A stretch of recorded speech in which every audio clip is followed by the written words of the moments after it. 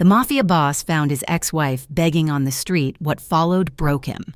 The wind coming off the harbor was not just cold, it was malicious. It was a razor-edge thing that cut through wool and cashmere alike, seeking out the warmth in a man's bones to extinguish it. Downtown Harborview at 2 a.m. was a desolate kingdom of gray concrete and black ice, illuminated only by the flickering neon of businesses that thrived in the dark. Daniel Caruso stood on the pavement outside the Velvet Room, his breath pluming in the freezing air like dragon smoke. He was a man who looked as though he had been carved from the city's architecture, hard lines, expensive tailoring, and a stillness that was more threatening than any shout. He watched impassively as two of his men, thick-necked and shivering despite their leather jackets, exited the club's rear door carrying a black duffel bag, the weekly take. It was a routine that had bored him for 5 years. "Get in the car, boss," Marco said, holding the rear door of the armored limousine open. "It's too cold to be standing out here." Daniel nodded once but did not immediately move. His gaze drifted past the waiting car, drawn to the mouth of the subway station 50 feet away. The station entrance was a gaping maw in the sidewalk, exhaling stale, warm air from the tunnels below. It was a prime spot for the city's forgotten souls to huddle for warmth. Usually, Daniel looked right through them. In his world, weakness was a capital offense, and poverty was just a lack of ambition. But tonight, something caught his eye. A figure sat curled on a flattened piece of cardboard, pressed against the graffiti-stained tiles of the station wall. It was a woman, small and buried under layers of mismatched, filthy rags. Her head was bowed, hidden by a matted woolen cap pulled low. In her hands, which were red and trembling violently from the chill, she held a torn piece of cardboard with black marker scrawled across it. Daniel frowned. He had seen thousands of beggars in Harborview. He did not know why his feet began to move toward her. It was a magnetic pull, an instinctive itch in the back of his skull that he had learned never to ignore. "Boss?" Marco called out, his voice tense. Daniel ignored him. The snow crunched loudly under his Italian leather shoes. The sound was like a gunshot in the quiet street. He stopped 3 feet from the woman. She did not look up. She just shivered. A continuous, racking vibration that shook her entire small frame. "Here," Daniel said, his voice rough with the cold. He reached into his pocket, intending to drop a $100 bill into the tin cup at her feet so he could soothe his sudden, inexplicable conscience and leave.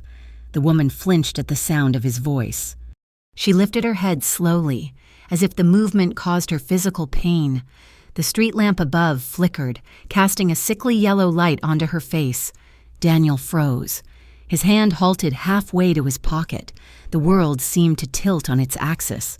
The sounds of the distant traffic and the wind rushing in his ears falling away into a deafening silence. Under the grime, under the hollows of her cheeks that looked like they had been scooped out by a famine, under the tangled, greasy hair that had once been spun gold, were eyes he knew better than his own.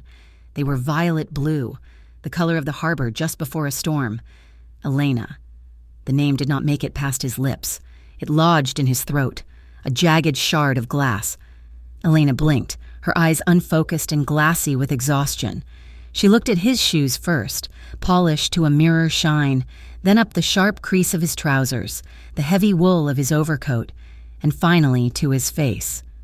Recognition did not hit her all at once. It came in waves. First, there was the instinctive flinch of a street creature expecting a blow or a cruel word. Then came confusion. And then, as she locked eyes with the man towering over her, the realization slammed into her. Her face crumpled. It was a devastating transformation. The dull misery vanished, replaced by a scorching, vivid shame that turned her pale skin blotchy. She gasped, a ragged sound, and scrambled backward, her boots scraping uselessly against the ice. "No," she rasped, her voice a ruined wreck of the melodic tone he remembered.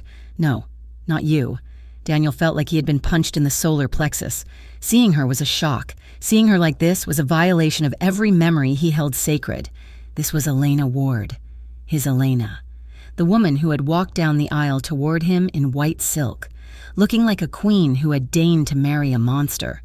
The woman whose laughter used to be the only light in his dark, violent life. "Get up," Daniel commanded. His voice was terrifyingly low.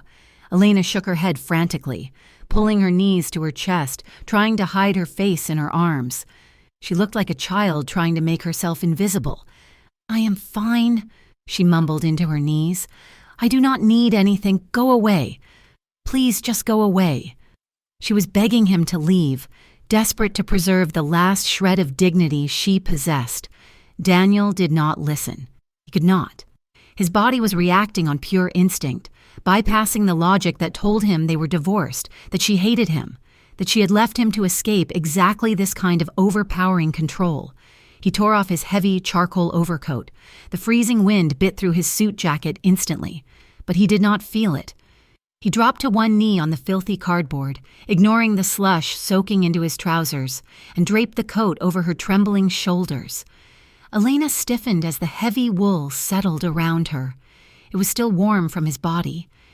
It smelled of him, expensive tobacco, crisp winter air, and the sandalwood cologne he had worn for 10 years. The scent bypassed her defenses, hitting the primal part of her brain that remembered safety. She shivered, a long, convulsing shudder that had nothing to do with the cold. "Come on," he said. He did not wait for permission. He slid his arms under her, one beneath her knees, the other around her back. She felt horrifyingly light. She was nothing but bird bones and fragile skin. Anger, hot and white, flared in his chest. Who had done this to her? How had the world dared to break her while he was not looking?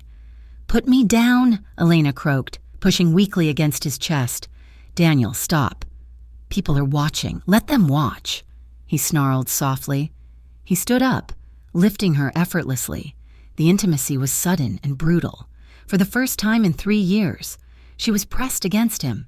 She had no choice but to lean her head against his shoulder for balance. She could feel his heart hammering against his ribs, a frantic, heavy rhythm that betrayed his calm expression. She smelled the silk of his shirt, the starch of his collar. It was the smell of the life she had run away from, the golden cage she had escaped only to fall into a pit. A confusing rush of warmth flooded her veins, warring with the resentment that had kept her alive for so long. Her body betrayed her.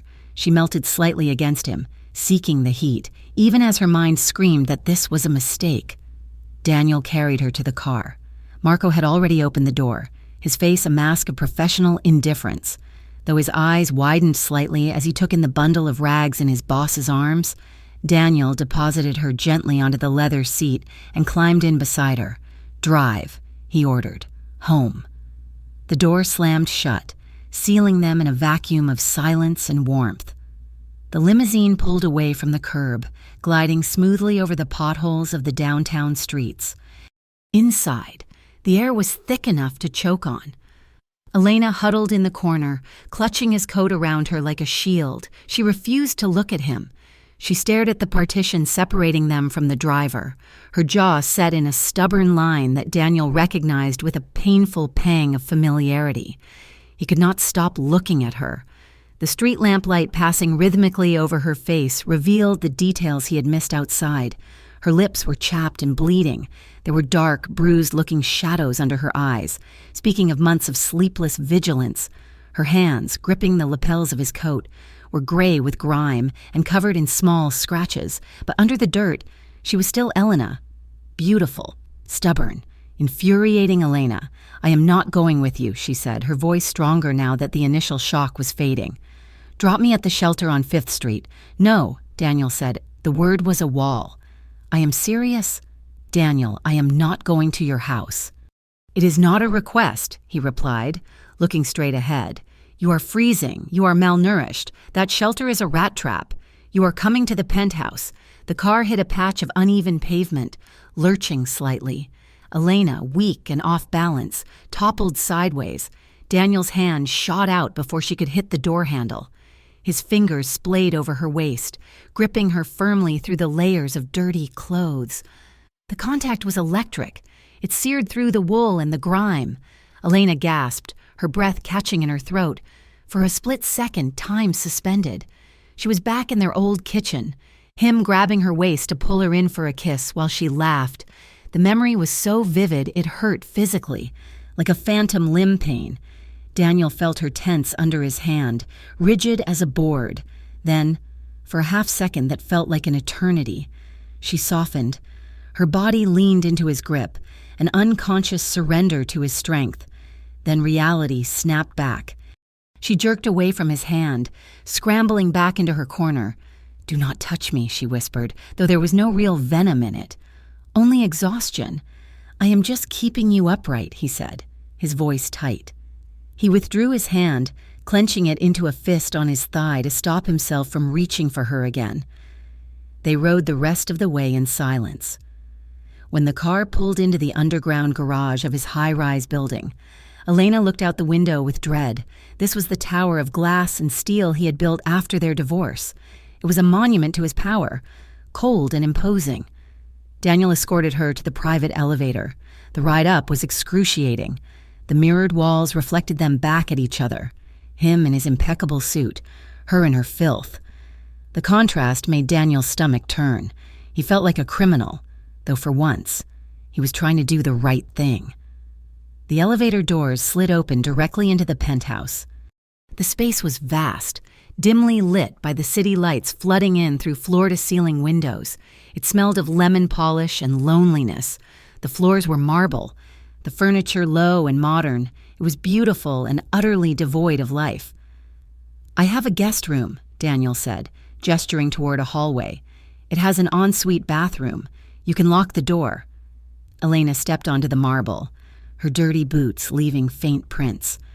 She looked around, her eyes wide, the warmth of the apartment wrapped around her, seducing her frozen limbs. The silence here was different. It was expensive silence. "This is temporary," she said, turning to face him. Her chin went up, defiant despite her trembling. Daniel removed his suit jacket and tossed it onto a leather chair. "Of course. I mean it. Daniel. I am not going to be one of your kept women. I will not trade my dignity for a warm bed." The words landed like a knife between his ribs. Kept women. Is that what she thought of him? That he collected broken things to amuse himself? Daniel clenched his jaw, a muscle feathering in his cheek. He looked at her. Really looked at her, seeing the pride that even homelessness could not strip away. "I did not ask for anything."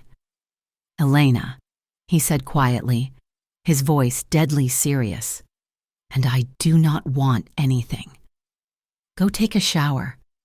He led her down the hall to the guest suite. He opened the door, flipping a switch that bathed the room in soft, golden light. A king-sized bed with a duvet that looked like a cloud dominated the room. There were fresh towels folded on the end of the bed. Elena stood in the doorway, overwhelmed. The contrast between this sanctuary and the freezing sidewalk she had occupied 20 minutes ago was too much to process. Her knees felt watery. Daniel moved to a dresser, pulling out a drawer. He took out a plain white t-shirt and a pair of gray sweatpants. "These are mine," he said, holding them out, "but they are clean. I will have someone buy you things in the morning." She reached for the clothes. Her fingers brushed against his. She flinched as if burned. Daniel went still. He did not pull away. Their eyes locked. His gaze was softer than she remembered, stripped of the arrogant armor he usually wore. It was searching, confused, and painfully human.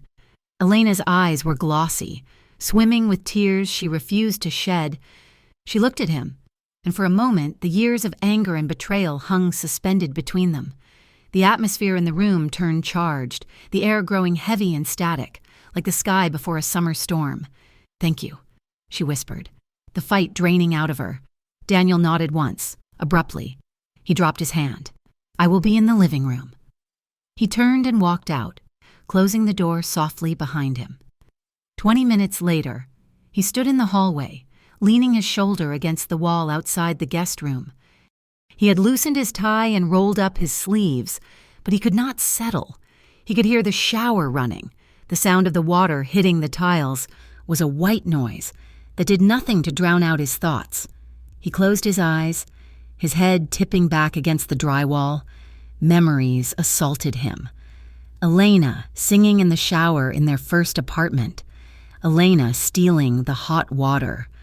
The way she used to come out wrapped in a towel, steam rising from her skin, smelling of vanilla and rain. He had pushed her away to protect her from his world, from the violence that followed him like a shadow. He had thought he was being noble. He realized now, listening to her wash the street off her skin in his guest room, that he had just been a coward. He had protected her from nothing. He had thrown her to the wolves. The water turned off. The silence that followed was heavy with anticipation. A few minutes later, the door handle turned. Daniel straightened, pushing off the wall. Elena emerged. A cloud of steam followed her out. She had scrubbed her face clean, revealing the pale, translucent quality of her skin. Her wet hair was combed back, dark and heavy with water. She was wearing his t-shirt, which hung on her skeletal frame like a dress, the hem reaching her knees. The sweatpants were cinched tight at the waist with the drawstring. She stopped short when she saw him standing there. She nearly bumped into his chest. "Oh," she breathed. Startled, they stood inches apart. Her bare feet were stark white against the dark hardwood floor. Daniel's hand twitched, hovering near her hip as if to steady her. Though she was not falling, Elena was hyper-aware of his height. He loomed over her, a wall of heat and solid muscle. She could smell the soap on her own skin, but under it, the scent of him was everywhere. She looked up, her gaze catching on the hollow of his throat where his shirt was unbuttoned. Daniel looked down. His eyes traveled over her damp face, the vulnerable curve of her neck, and dropped briefly, helplessly, to her mouth.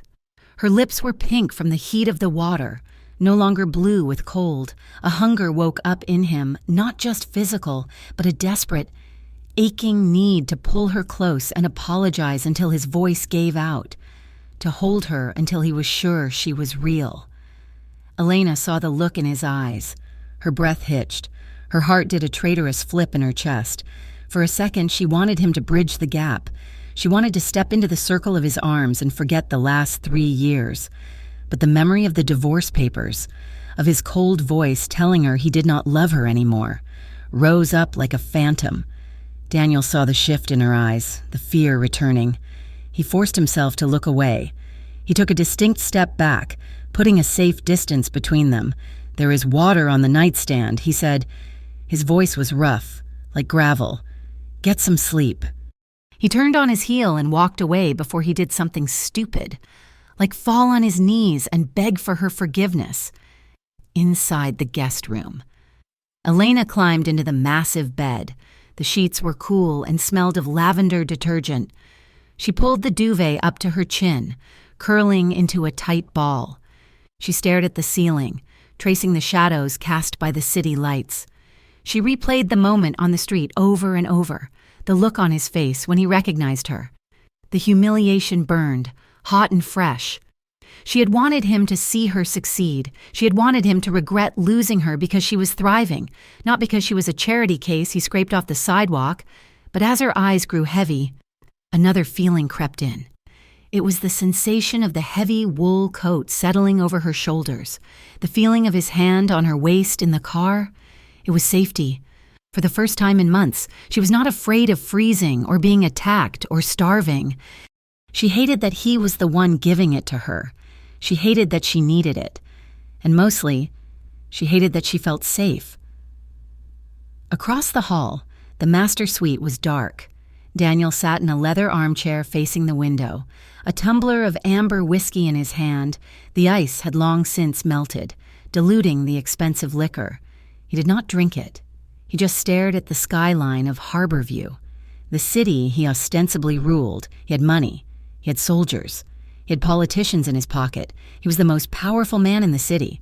And his wife, his ex-wife, had been sleeping on a piece of cardboard 5 miles away. He tightened his grip on the glass until his knuckles turned white. The image of her trembling hands holding that sign was burned into his retinas. It hurt. It hurt more than the time he had taken a bullet to the shoulder in a deal gone wrong. It hurt more than the beatings his father used to give him. It was a sharp, cracking sound in the center of his chest. Daniel set the glass down on the table with a heavy thud. He leaned forward, burying his face in his hands. The armor he had built over a lifetime, the ruthlessness, the cold detachment, the absolute control, felt suddenly brittle. He had built an empire to prove he was strong, but tonight, sitting in the dark while Elena slept in the next room, Daniel Caruso knew he had never been weaker. And he knew, with a terrifying certainty, that he would burn the entire city to the ground if that was what it took to fix this. The morning light did not hit Elena gently. It flooded the room with an assertive, golden brightness that demanded attention. She woke with a sharp inhale, her heart hammering against her ribs before her eyes even opened. Her hands clawed at the sheets, expecting the damp, unyielding texture of cardboard or the gritty concrete of the subway station entrance. Instead, her fingers sank into Egyptian cotton, cool and impossibly soft. For a disorienting 10 seconds, she was back in the past. She was 24, happy, and waking up in the small, sun-drenched bedroom of the first apartment she had shared with Daniel. She expected to turn over and see his dark hair against the pillow, to feel the heavy weight of his arm draped over her waist. Then the smell hit her. It was not the scent of their old, drafty walk-up. It was the smell of expensive climate control, lemon polish, and faint, sterile luxury. Reality crashed down on her like a physical weight. She was not 24. She was 29. She was not a wife. She was a charity case. And the man who owned this bed was the same man who had excised her from his life with the precision of a surgeon 3 years ago. She sat up slowly, wincing as her stiff muscles protested. Her body ached in a way that had become her baseline normal, a deep, bone-weary soreness from sleeping on hard ground and walking until her feet bled. She looked down at the oversized gray t-shirt she was wearing. It smelled like him. Cedar and sandalwood. It made her chest tighten with a confusing mixture of comfort and panic. There was another smell drifting from the hallway. Coffee. Rich, dark roast coffee. And frying butter? Hunger, sharp and predatory, woke up in her stomach. It clawed at her insides, overriding her shame. She swung her legs out of bed, her feet hit the hardwood floor, and she bit her lip to stifle a cry of pain. Every step was a negotiation with gravity.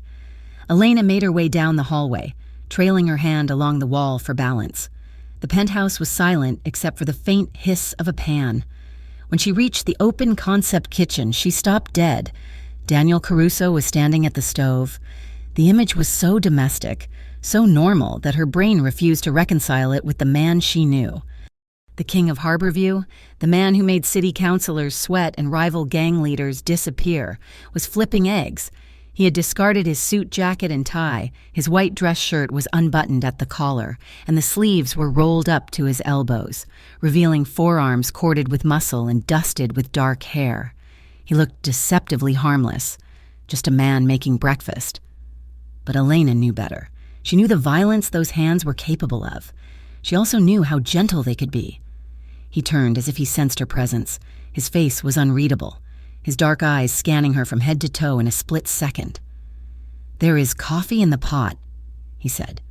His voice was gravelly, the morning huskiness sending an unwanted shiver down her spine. "Sit." Elena hesitated, then moved to the marble island. She climbed onto one of the high stools, feeling small and out of place. "Thank you," she murmured. Daniel set a plate in front of her. 2 eggs, sunny side up, perfectly cooked with crispy edges, toast, bacon, a small bowl of fruit, to Elena. It looked like a feast fit for royalty. She picked up her fork, her hand trembling slightly. She told herself to eat slowly. She told herself to have manners. But the moment the first bite of egg and toast hit her tongue, the animal instinct took over. She ate quickly, efficiently, her eyes fixed on the plate as if she feared someone might snatch it away. Daniel leaned against the counter opposite her, sipping his black coffee. He did not eat, he just watched. He saw the way she devoured the food, the way her shoulders hunched protectively over the plate. It was a prison habit, a street habit. Without a word, he turned back to the stove. He plated 2 more eggs and another stack of toast. He slid the second plate next to hers just as she finished the last bite of the first. He did not say anything. He did not make a production of it. He just refilled her coffee cup and leaned back against the counter. Elena froze, staring at the second helping. Heat rushed up her neck, coloring her pale cheeks, the silent observation, the anticipating of her need. It was humiliating. It was kind. The care in the small gesture stung worse than an insult. "Thank you," she said stiffly, forcing herself to slow down for the second round. "You are welcome," Daniel replied. His tone was neutral, but his eyes were intense. The silence stretched between them, thick with unasked questions. The clink of her fork against the china sounded like gunshots in the quiet apartment. Finally, Daniel set his mug down. "Tell me," he said. Elena did not look up. "Tell you what? How you ended up on that sidewalk, Elena, and do not lie to me." She chewed a piece of bacon slowly, buying time. She could feel his gaze on her, heavy and demanding. She knew she could not give him nothing, but she could not give him everything either. If she told him the whole truth, the dark and ugly reality of the last 3 years, he would do something terrible. And she was done with terrible things. "After the divorce was final, I moved to the South Side," she began, her voice low. "I had the settlement money, but things happened. My mother got sick. The insurance did not cover the specialist." Daniel frowned. "You spent the settlement on your mother? Why did you not call me? I would have paid for it. We were divorced." "Daniel, your money comes with strings. I wanted to be clean." She took a breath. "After she died, I was depressed. I lost my job at the gallery. I could not make rent. I moved in with a roommate I found online. She stole what was left of my savings and disappeared. And then," Daniel pressed. His voice was getting tighter. "And then I met a guy. The temperature in the kitchen seemed to drop 10 degrees. Daniel went very still. "A guy. His name was Todd," Elena said, staring at her coffee. "He seemed nice. He said I could stay with him until I got back on my feet."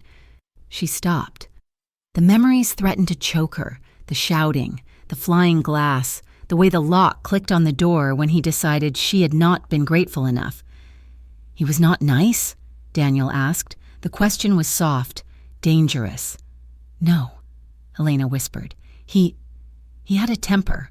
I left. I had to leave in the middle of the night. I left everything behind.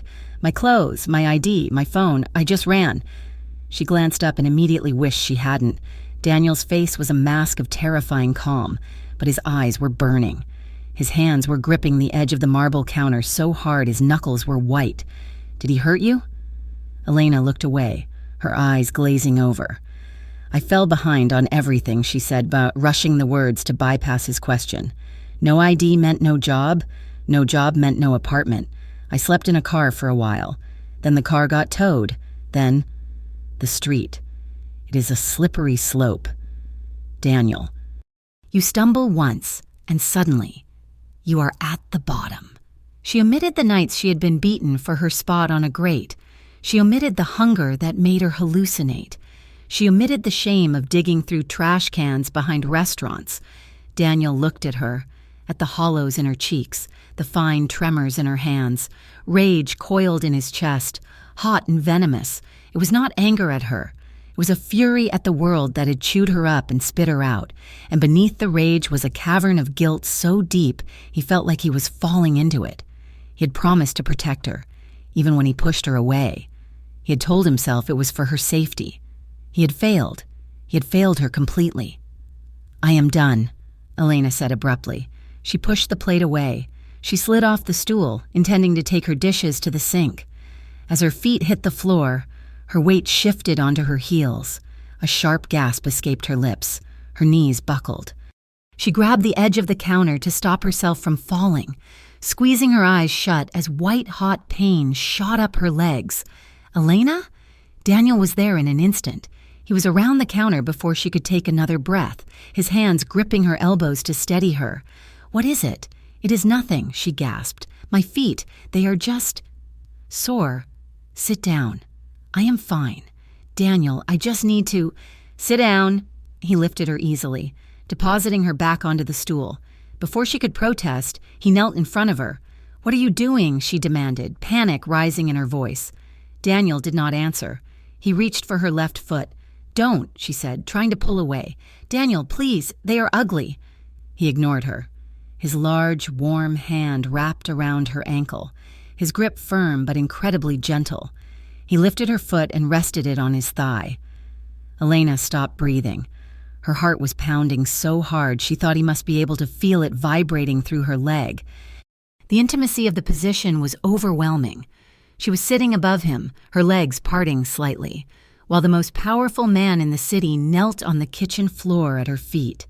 Daniel slowly peeled off the thick, dirty wool socks she had been wearing. He sucked in a sharp breath through his teeth. Her feet were a disaster. They were covered in blisters, some raw and weeping, others calloused over. The skin was red and inflamed, the heels cracked and bleeding. It was a map of her suffering, written in flesh. "Jesus! Elena," he whispered. He looked up at her, his eyes dark with pain. She tried to look away, humiliated, but he would not let her go. "Stay here," he ordered softly.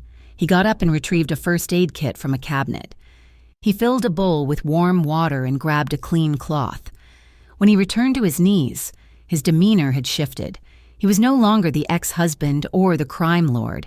He was focused, precise. He dipped the cloth in the water and began to clean her feet. Elena flinched as the warm water touched her raw skin, but Daniel's touch was so careful, so reverent that the pain quickly faded into a soothing thrum. He wiped away the grime of the city, his thumb stroking the arch of her foot with an unconscious familiarity. The silence in the kitchen changed. It became heavy, laden with memory. Elena looked down at the top of his head, at the dark hair she used to run her fingers through. She remembered mornings like this from a lifetime ago, him dragging her into his lap while she tried to get ready for work, his hands wandering, his laugh rumbling against her chest. He was touching her now with the same hands that had once memorized every inch of her body. The sensation was electric.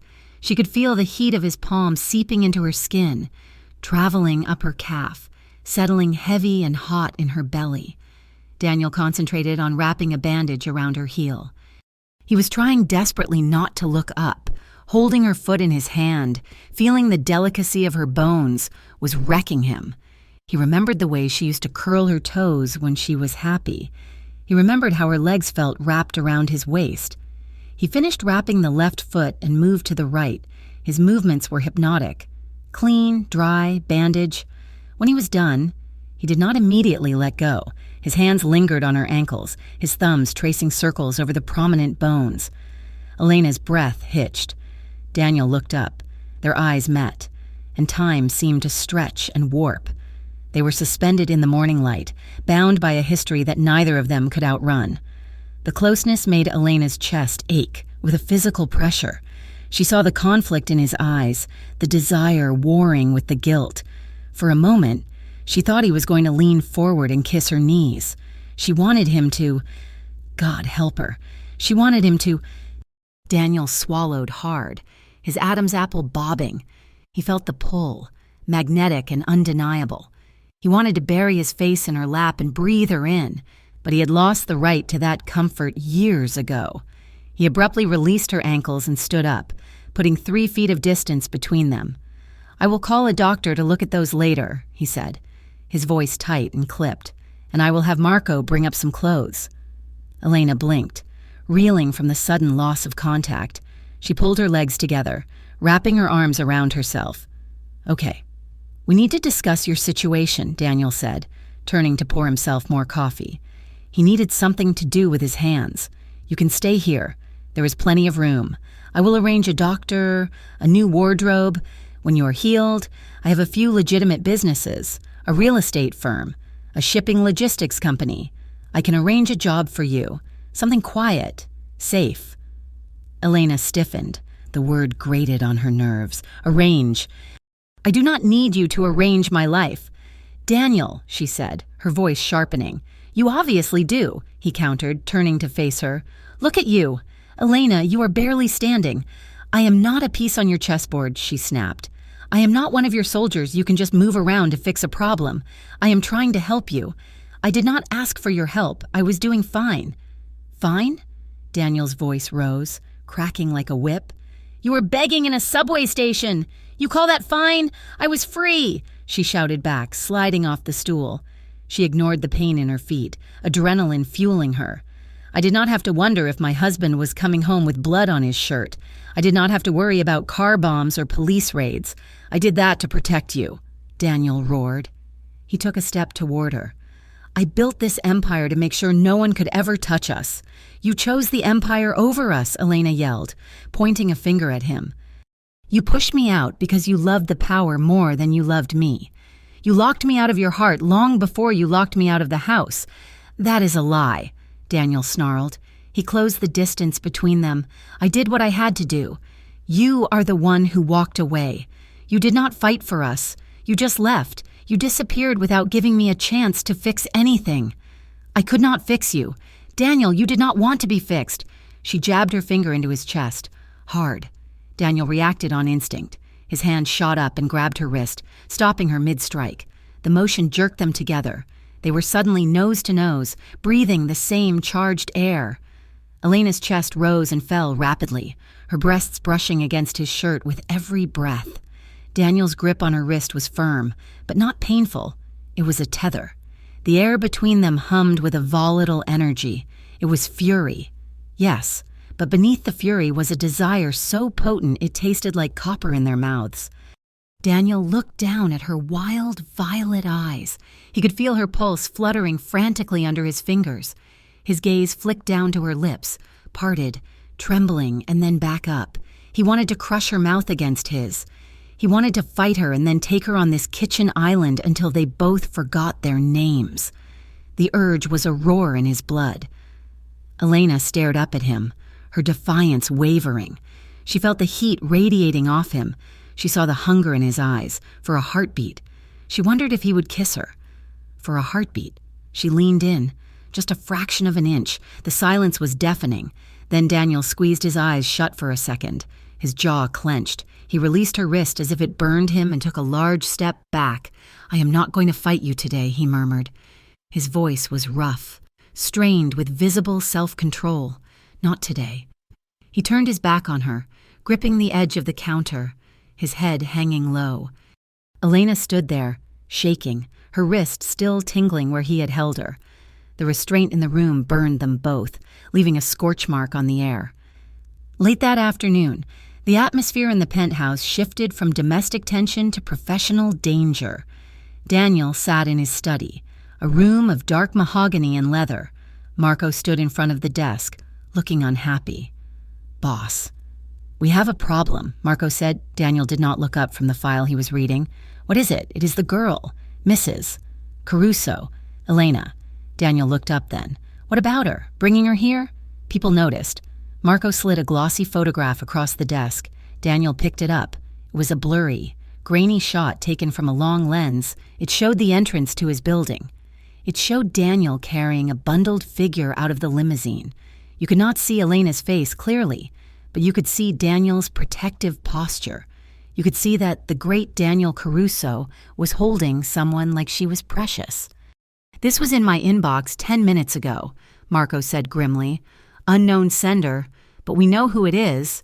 Victor Hale's crew has been sniffing around the North Territory. If they think you have a weakness—" "I do not have weaknesses," Daniel said coldly. Dropping the photo, Marco raised an eyebrow. "With all due respect." "Boss, you brought your ex-wife into the fortress. If Hale figures out who she is, he will use her. She is a civilian. She is a target." Daniel felt a cold knot tighten in his stomach. The image of Elena's bruised feet flashed in his mind. He had brought her here to save her, and in doing so, he had painted a target on her back. "Lock it down," Daniel ordered. His voice was ice. "Triple the security on the building. No one comes in or out without my direct approval. And get a driver for Elena. She does not step 1 foot on the pavement without 2 armed guards. She's not going to like that," Marco noted. "I do not care what she likes," Daniel said, his eyes hard. "I care that she breathes. That night, Sleep was a stranger to the penthouse. Elena lay in the guest bed for hours, listening to the wind howl around the skyscrapers. Every time she closed her eyes, she saw the look on Daniel's face in the kitchen, the raw, naked hunger before he pulled away. At 3 a.m, she gave up. She wrapped herself in a silk robe Daniel had had delivered that afternoon and wandered out into the living room. The room was dark, illuminated only by the panoramic view of the city skyline. Harbor view glittered below like a blanket of diamonds, cold and indifferent. Daniel was there. He was sitting in the same leather chair by the window, staring out at his kingdom. He wore pajama pants and a gray t-shirt, looking less like a king and more like a man keeping a lonely vigil. Elena hesitated, then walked softly across the carpet. "You should be sleeping," Daniel said without turning around. He had heard her bare feet on the floor. "I could say the same to you," she replied. She came to stand near his chair, looking out at the city. "It looks different from up here," she said softly. "Quieter, it is just distance," Daniel said. "The noise is still there. You just cannot hear it." They fell into a silence that was softer than the morning's tension. The darkness made it easier to speak. "Do you remember?" Elena said, a small smile touching her lips. "That place on 4th Street? The one with the neon sign that buzzed? The Dragon Palace?" Daniel said. He chuckled. A low, rusty sound. "Best worst Chinese food in the city. We used to get takeout there every Friday," she recalled, "because it was the only thing we could afford after paying the rent. We would sit on that tiny couch and watch bad reality TV on a 13-inch screen." Daniel finished. "I miss that couch," Elena whispered. "It was lumpy, and it smelled like dust. But we were happy there." Daniel turned his head to look at her. His profile was etched in silver by the city lights. He agreed, "Before you became king," she said. "I never wanted to be a king, Elena. I just wanted to be strong enough so that no one could ever evict us again." "I know," she said. She stepped closer to his chair. She was standing directly behind him now. She reached out, her hand hovering over his shoulder. She wanted to touch him. She wanted to rest her hand on the solid muscle of his shoulder and offer comfort. She wanted to bridge the gap that pride and pain had dug between them. Daniel went still. He could feel her warmth radiating behind him. He could feel the ghost of her touch. He waited. His breath held in his lungs, hoping she would make contact. But Elena's hand trembled, the memory of the argument, of the wrist grab, of the danger Marco had hinted at. It stopped her. She pulled her hand back, curling her fingers into her palm. The almost touch hung in the air, a phantom sensation that left them both aching. It was a slow-building, restrained longing that simmered beneath the surface, hot and heavy. "Good night, Daniel," she whispered. "Good night, Elena." He replied to the glass. She walked back to her room, leaving him alone with the city lights and the crushing weight of everything he still could not say. The private clinic on the quiet side of Harborview was nothing like the chaotic, fluorescent-lit emergency rooms Elena had learned to avoid. Here, the walls were painted a soothing dove gray, and the air smelled of antiseptic and fresh linen. Dr. Aris, a man with silver hair and hands that did not shake, treated Elena with a professional gentleness that made her throat tight. He did not ask why she was malnourished. He did not ask about the fading bruises on her arms or the raw blisters on her feet. He simply treated them. He prescribed vitamins, creams, and rest. For the first time in 3 years, a man touched her not to take something or to hurt her, but to heal her. When she walked back out to the waiting black sedan, Daniel was leaning against the rear door. He straightened as she approached, his dark eyes scanning her face for any sign of distress. He held the door open for her, his hand hovering protectively over the frame so she would not bump her head. The drive back to the penthouse was quiet. Elena stared out the tinted window, watching the city blur past. A profound sense of relief washed over her, so heavy it almost felt like grief. She had forgotten what dignity felt like. She had forgotten the simple luxury of being treated like a human being rather than a nuisance to be swept off the sidewalk. Daniel sat on the other side of the leather bench seat, watching her reflection in the glass. He saw the way her shoulders had dropped an inch, no longer hunched in perpetual defense. He saw the clean bandage peeking out from the collar of the new sweater he had bought her. A sharp, breaking sensation cracked in the center of his chest. It was a feeling he was becoming dangerously familiar with lately. He had spent years building an empire, making grown men kneel and beg for mercy, controlling the flow of money and power in Harborview. Yet, in all that time, he had never once bothered to pick up a phone and check if the woman he had vowed to cherish was eating dinner. He had told himself she was better off without him. He had told himself that his absence was a gift. Looking at her now, thin and fragile against the dark leather, he knew it for what it was, a lie. "Elena," Daniel said, his voice low in the quiet cabin. She turned from the window, her violet eyes meeting his. "Yes? You cannot stay in the penthouse all day," he said. "You will go crazy. You need something to do. I can look for a job," she said quickly, her chin lifting. "I used to manage a gallery. I have skills. You have no ID, no references, and a 3-year gap on your resume," Daniel pointed out gently. It was not cruelty. It was a fact. Elena deflated slightly. "I know. But I am not going to sit in your tower like a princess in a glass box." "I know," Daniel said. He hesitated, shifting slightly. "There is a place on 4th Street, the Harborview Outreach Center.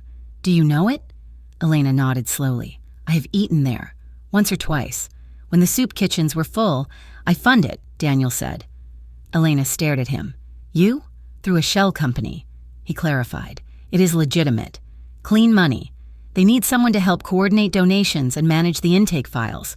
It is not glamorous, but it matters.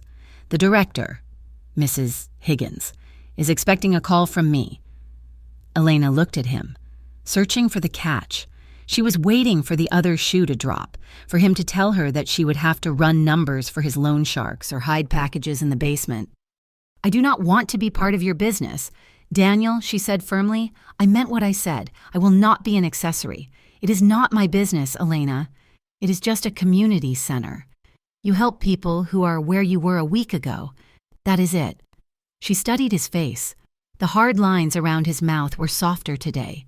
His eyes were open, lacking the guarded shield he usually wore. He looked sincere. "Why?" she asked. "Why do you fund it?" "Because I was a hungry kid once, too," he said simply. The honesty in his voice made her stomach flutter. It was a sensation she had not felt in years, a tiny spark of attraction mixed with respect. "If I do this," she said, her voice steady, "it is on my terms. I work. I get paid a fair wage. I pay you rent for the room."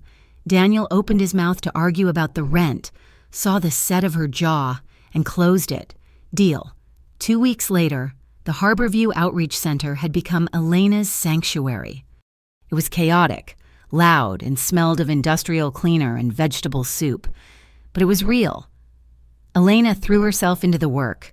She organized the disastrous clothing donation room, creating a system that actually made sense. She sat with teenagers who had been kicked out of their homes, listening to their stories with a patience that only someone who had lived their nightmare could possess. She reconnected with parts of herself she thought the streets had ground into dust. She found her kindness again. She found her ability to listen without flinching. She found that she was still capable of laughing, even if the sound was a little rusty. One rainy Tuesday afternoon, Daniel walked in. The entire room seemed to shift. Conversation died down, even though he was wearing a simple dark overcoat and no tie. He carried an aura of authority that made the air heavy. Elena was behind the front desk, sorting mail. Her heart did a traitorous double beat when she saw him. He was wet from the rain, drops of water clinging to his dark hair. He was not there for her, though he was there to meet with Mrs. Higgins about the roof repairs. As he waited, a boy named Leo approached him. Leo was 14, angry at the world, and wearing a jacket 3 sizes too big. Elena watched, holding her breath, ready to intervene if Daniel snapped at the kid. Instead, Daniel crouched down. He ignored the mud on the floor, ruining his bespoke trousers. He spoke to Leo quietly, his face serious. Elena could not hear the words, but she saw Leo's posture change. The boy went from aggressive to listening. Daniel reached into his pocket and pulled out a coin, a silver dollar, maybe, and did a quick sleight of hand trick, making it vanish and reappear behind Leo's ear. Leo cracked a smile. It was the first time Elena had seen the kid smile in 10 days. Daniel stood up and ruffled the boy's hair. He looked up and caught Elena watching him from across the room. For a moment, the noise of the center faded. They stared at each other over the heads of the people they were both trying to save. Elena saw the man beneath the reputation. She saw the boy who had grown up fighting for every scrap, who now quietly slipped extra envelopes of cash to misses. Higgins, without asking for a plaque on the wall. An unspoken understanding passed between them. It was a fragile thread connecting them, vibrating with a frequency only they could hear. "I see you," her eyes said. "I see who you really are." Daniel held her gaze for a second longer than was appropriate, then turned and followed Mrs. Higgins into her office. Elena let out a breath she did not realize she had been holding, her hand trembling slightly as she reached for the next envelope. That evening. Elena returned to the penthouse exhausted but fulfilled. Her feet ached, but it was a good ache, the ache of work, not survival. The apartment was quiet. The city lights were a blurred tapestry through the rain-streaked windows. She walked into the kitchen, intending to get a glass of water before collapsing into bed. Daniel was there. He had discarded his jacket and tie. His white shirt was unbuttoned at the collar, revealing the hollow of his throat, and his sleeves were rolled up to his elbows. He was leaning against the counter, reading a file, a glass of whiskey near his hand. He looked up as she entered. His eyes were dark, tired, and intense. "Hey," he said softly. "Hi," Elena replied. She felt suddenly shy, conscious of her messy bun and the worn cardigan she was wearing. "How was work?" "It was good." "Busy. Leo asked about you." Daniel huffed a small laugh. "Kid has a smart mouth. He reminds me of me." Elena smiled. "I thought the same thing." She moved past him to the cabinet where the glasses were kept. It was a high shelf, designed for someone of Daniel's height, not hers. She went up on her toes, reaching for a tumbler. Her socked foot slipped slightly on the polished floor.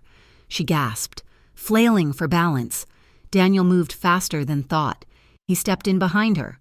One of his hands slammed against the cabinet door to brace it, while the other settled firmly on her hip, steadying her. Suddenly, she was caged. Elena froze. She was pressed between the cool marble counter and the solid, radiating heat of Daniel's body. They were not touching everywhere, but the air between them was so charged it felt like friction. She could feel his chest warm against her shoulder blades.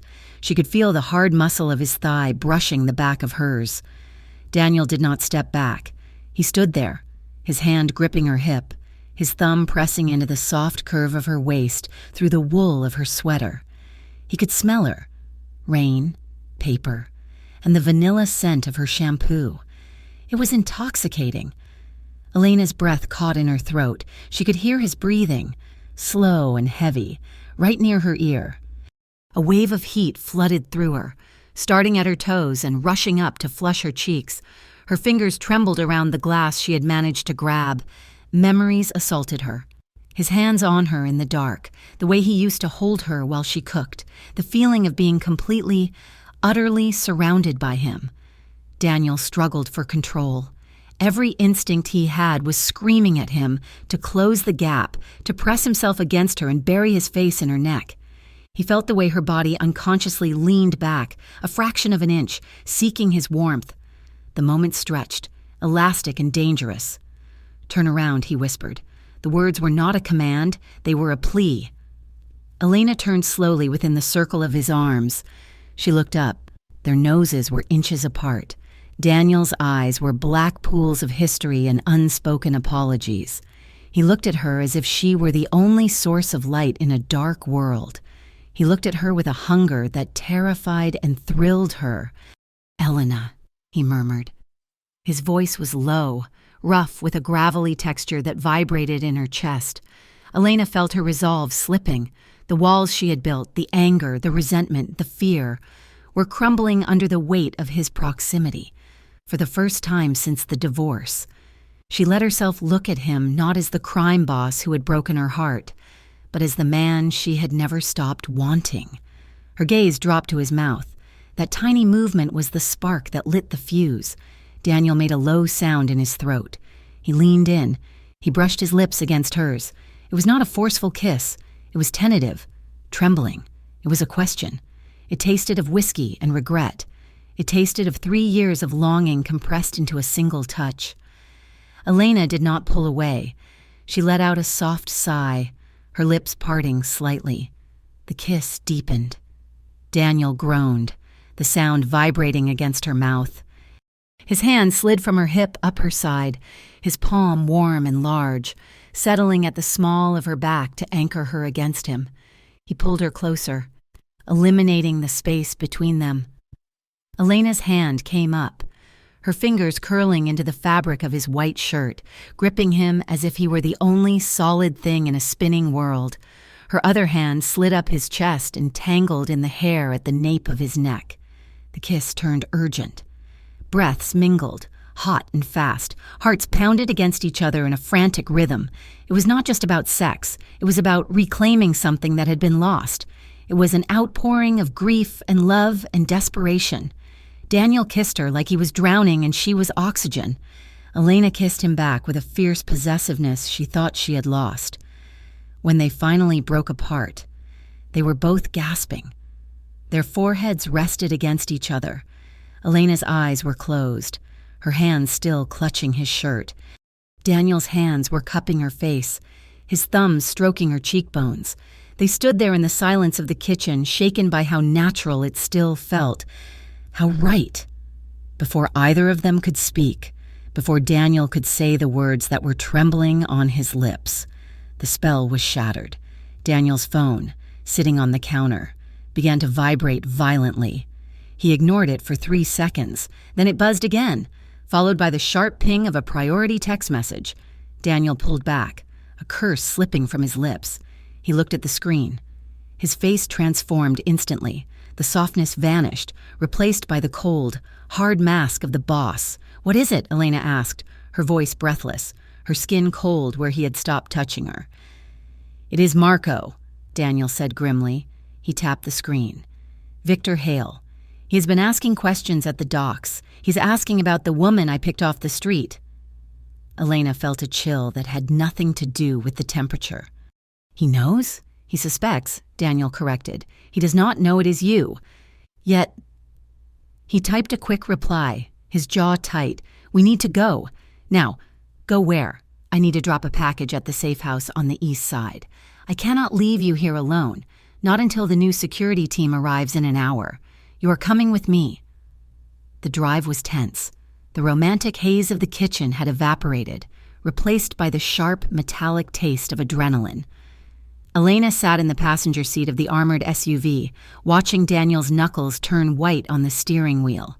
They parked in an alleyway behind an unassuming brick building. Daniel left the engine running. "Stay here," he ordered. "Lock the doors. I will be 2 minutes." He was back in 90 seconds. He slid into the driver's seat, tossing a thick envelope into the center console. "We are clear," he said, shifting the car into gear. As they pulled out of the alley onto the main street, a crack echoed through the air. It sounded like a car backfiring, but Elena knew that sound. She had heard it in her old neighborhood too many times. Gunshot. Glass shattered. The side mirror on the passenger side exploded. "Get down!" Daniel roared. His arm shot out, shoving Elena's head down toward her knees. He wrenched the steering wheel to the left, the heavy SUV tires screeching against the asphalt. Another shot rang out, thudding heavily into the bulletproof glass of the rear window. A spiderweb of fractures bloomed instantly. Daniel floored the accelerator. The engine roared like a beast. He swerved through traffic, running a red light, his eyes darting to the rearview mirror. "Stay down, Elena. Do not move." Elena was curled in a ball in the footwell, her hands over her head. Her heart was beating so fast it hurt. The smell of fear was sharp in the car. This was it. This was the reality of being with Daniel Caruso. It was not just kisses in the kitchen. It was bullets from a rooftop. Daniel drove with cold, terrifying precision. He took 3 sharp turns, doubling back through a maze of one-way streets until he was sure they were not being followed. Only then did he slow down. "Are you hit?" he demanded, his voice tight with panic. "Elena, are you hit?" "No," she gasped from the floor. I think I am okay.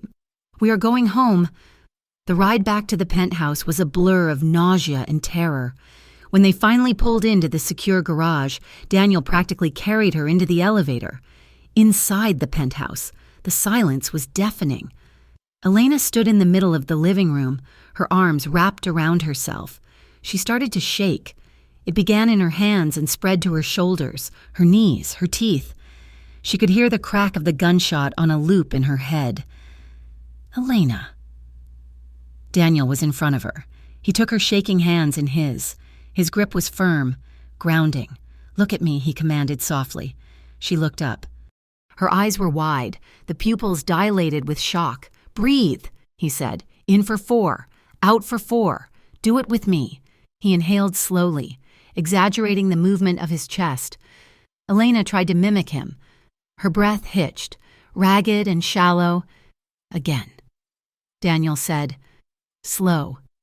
Just focus on me. Nowhere else. Just me." He guided her through the rhythm until her breathing evened out. He did not let go of her hands. He moved his hands up to cup her face, his thumbs brushing away a tear that had escaped down her cheek. "I am sorry," he whispered fiercely. "I am so sorry." Elena leaned into his touch instinctively. Her body sought his warmth, his strength, even as her mind screamed that he was the danger. "I cannot live like this." "Daniel," she whispered, her voice trembling. "I cannot go back to being afraid every time I step outside. I will fix it," Daniel vowed. His eyes burned with a terrifying intensity. "I swear to you, Elena, I will handle Victor. I will make sure no one ever comes near you again." "You cannot fix this," she said, pulling back slightly, looking at him with tragic clarity. "This is your life, Daniel. This is who you are. Bullets and enemies and fear. You can build all the walls you want, but the violence always finds a way in.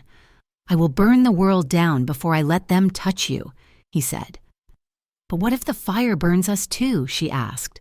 Daniel had no answer for that. He just pulled her into his arms, holding her tight against his chest, as if he could physically shield her from the truth. Elena buried her face in his shirt, listening to the frantic beat of his heart, wondering if the man she loved was going to be the death of her. The penthouse had transformed from a sanctuary into a fortress. In the 48 hours following the shooting, the air inside the high-rise apartment became thick with tension and the smell of gun oil. The discreet security detail Daniel usually employed was replaced by a small army. Men with earpieces and grim expressions stood at the elevator doors, the stairwell entrances, and even on the terrace. The windows were fitted with temporary blackout shades, plunging the rooms into a perpetual twilight. For Elena, the shift was suffocating. It was a visceral reminder of the last year of their marriage, when Daniel's rising power had required escalating levels of isolation. She found herself pacing the marble floors, her footsteps echoing in the silence, feeling the walls closing in. Every time she tried to open a window for fresh air, a guard would politely but firmly step in to stop her. It was a gilded cage. The linens were silk. The food was prepared by a private chef, and the view was spectacular. But she was a prisoner. The freedom she had clawed back for herself on the streets, the cold, hard, dangerous freedom, was gone, replaced by this suffocating safety. Daniel was barely sleeping. He moved through the apartment like a prowling tiger, his phone glued to his hand, his voice a low, constant rumble of orders and threats. He and Marco had set up a command center in the study, turning the mahogany desk into a war table covered in maps, surveillance photos, and financial ledgers. They were hunting a ghost. Victor Hale had known exactly where to strike, which meant someone on the inside had sold Daniel out. Elena watched from the periphery, invisible in the chaos. She saw the way Daniel looked at his men now, with cold, calculating suspicion. Trust was a luxury he could no longer afford. On the third afternoon, Elena passed the open door of the study. Inside, The atmosphere was poisonous. A lieutenant named Cole stood before Daniel's desk. Cole was a younger man, usually brash and confident, but today he looked like he was about to vomit. He was shifting his weight from foot to foot, his hands twitching at his sides. "I do not like repeats." "Cole," Daniel said. "Daniel." His voice was not loud. It was terrifyingly quiet. "I told you. Boss, it was a mistake." Cole stammered. "I dropped the encryption key. It was just... I was tired. It won't happen again. You were tired," Daniel repeated, leaning back in his leather chair. He did not blink. "You are handling the logistics for the West Side shipments, and you were tired. That sloppiness is how people get buried." "Cole, it was just a mistake. A mistake is spilling your coffee," Daniel said, standing up slowly. "Dropping security protocols 2 days after an assassination attempt on my family is not a mistake. It is a signal." Elena shivered. She saw the shift in Daniel's posture, the predator locking onto prey. He walked around the desk, stopping inches from Cole. He did not raise a hand. He simply stared, his presence so overwhelming that Cole physically shrank back. "If I find out you have been talking to Victor," Daniel whispered, "I will not send a crew to your house. I will come myself. Do you understand?" "Yes, boss, yes, get out." Cole scrambled out of the room, nearly knocking Elena over in the hallway. He didn't even see her. His eyes were wide with panic. Elena remained in the doorway, staring at Daniel. He was standing by the window, adjusting his cufflinks, his face a mask of stone. He looked utterly ruthless. This was the man the city feared. This was the man who had built an empire on fear. Daniel turned and saw her. The mask slipped for a fraction of a second, revealing exhaustion, before sliding back into place. "How long have you been standing there?" he asked. "Long enough," Elena said quietly. She walked into the room, ignoring the instinct to retreat. "Is that how you treat everyone now? Like they are enemies waiting to stab you?" "Only the ones who give me a reason to," Daniel said, moving back to his desk to organize a stack of files. "He's terrified of you. Daniel, he should be. Fear keeps people sharp. Sharpness keeps us alive." "It keeps you alone," Elena countered. Daniel slammed the file shut. The sound echoed like a gunshot. "I am trying to find the rat who tried to put a bullet in your head. Elena, I do not have time to be nice. I do not have the luxury of being liked. I have to be the monster they think I am, or we are both dead." Elena felt the old anger flare up, hot and familiar. It was the same argument they had had 1,000 times before the divorce. "You love it," she accused, her voice rising. "You tell yourself you do it for protection, but you love the power. You love making men like Cole tremble. You are addicted to the control. Daniel, that is why I left. Because there was no room in this marriage for anything but your ego and your empire." Daniel's head snapped up. His eyes were blazing. "Is that what you think?" he demanded, rounding the desk. "You think I enjoy this? You think I enjoy watching my back every second of every day? I think you chose it," Elena shouted. "You chose this life over me. I chose this life to save you. Save me. Look at us. Daniel, I'm a prisoner in a penthouse, surrounded by guns. You call this saving me? I pulled you off a piece of cardboard on the sidewalk," Daniel yelled back, his composure finally shattering. "I put food in your stomach. I put a roof over your head. If I was not the man I am, if I did not have this power you hate so much, you would still be freezing to death on 4th Street. The words hung in the air, heavy and cruel. Elena flinched as if he had slapped her. Tears pricked her eyes, hot and stinging. "Is that what this is?" she whispered, her voice trembling. "I am just another charity case to prove how powerful the great Daniel Caruso is?" "No," Daniel breathed, the anger draining out of him instantly, replaced by horror at his own words. "Elena." "No, that is not what I meant. Then what did you mean?" she cried, wrapping her arms around her chest. "Why did you even bother, Daniel? You pushed me away years ago.